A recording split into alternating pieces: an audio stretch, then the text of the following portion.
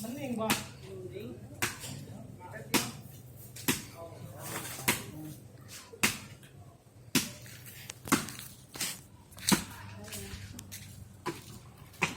มาถึงซอยนี่ล่ะ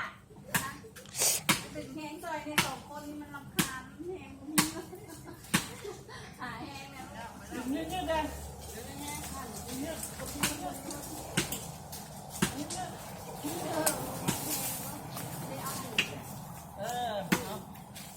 ดึงแห้งลายเสื้อกับชิคาคนเดิม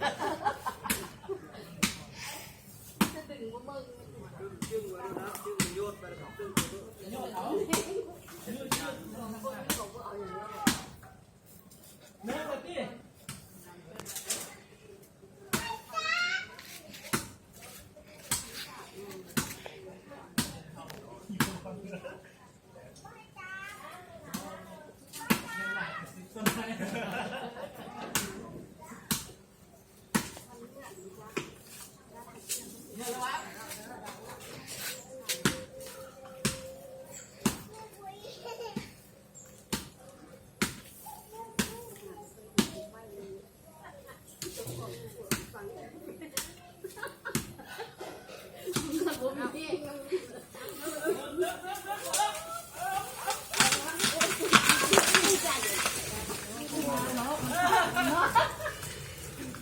แสดงว่าทั้งสองคนเก่ง